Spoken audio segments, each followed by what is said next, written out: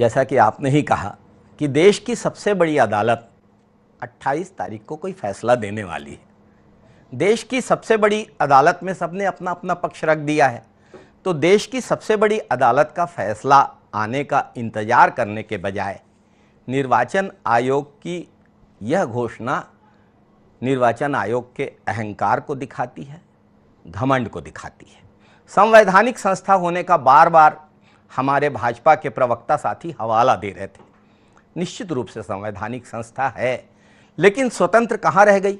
जिस दिन आपने देश की सबसे बड़ी अदालत के मुख्य न्यायाधीश को निर्वाचन प्रक्रिया से हटा के गृह मंत्री को उसमें उनकी जगह शामिल कर दिया, उसके बाद होने वाली नियुक्ति कैसे निष्पक्ष रहेगी और नियुक्त होने वाला व्यक्ति कैसे निष्पक्ष चुनाव कराएगा?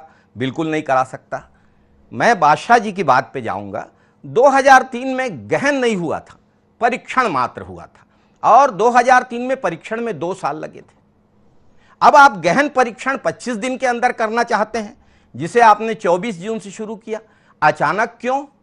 जब सामने दिखने लगी हार, आपने शुरू कर दिया लोकतंत्र पर वार। ये पूरी तरीके से अन्याय है, अनुचित हो रहा है। बीएलओ 2.5 लाख बीएलओ की बात कर रहे हैं निर्वाचन आयोग के लोग और भाजपा के लोग। वे 2.5 लाख बीएलओ कौन है? छोटे छोटे कर्मचारी, आंगनबाड़ी कार्यकर्ता और छोटे कर्मचारी।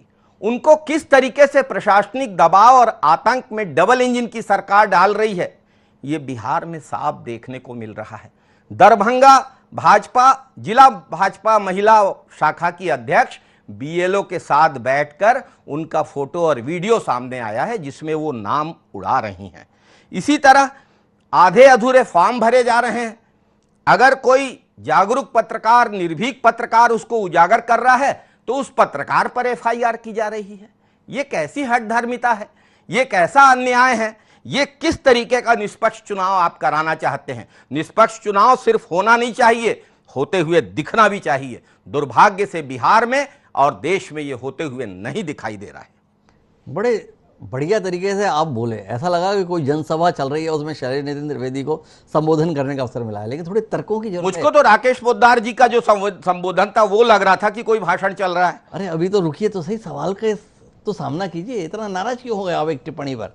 सवाल आपसे ये जानने का है जी कि आप नहीं चाहते कि मतदाता सूची का परीक्षण होना चाहिए? जी। जो मतदाता जिंदा नहीं उनके नाम हट जाने चाहिए जी।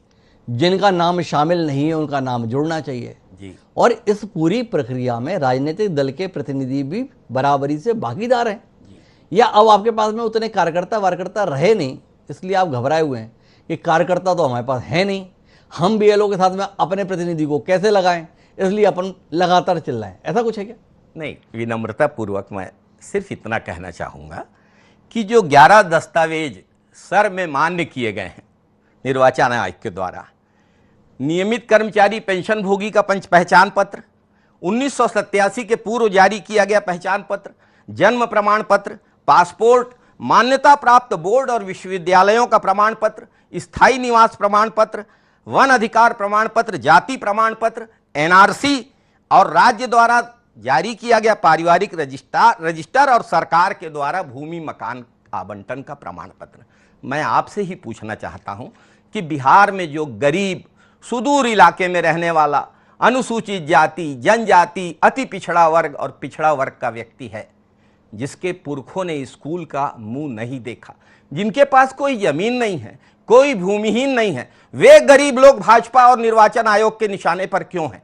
क्यों उनको वंचित किया जा रहा है? उनके पास ये 11 कागज न होने के आधार पे हम सर्वोच्च न्यायालय से न्याय की अपेक्षा कर रहे हैं और संसद में और बिहार विधानसभा में इस पे चर्चा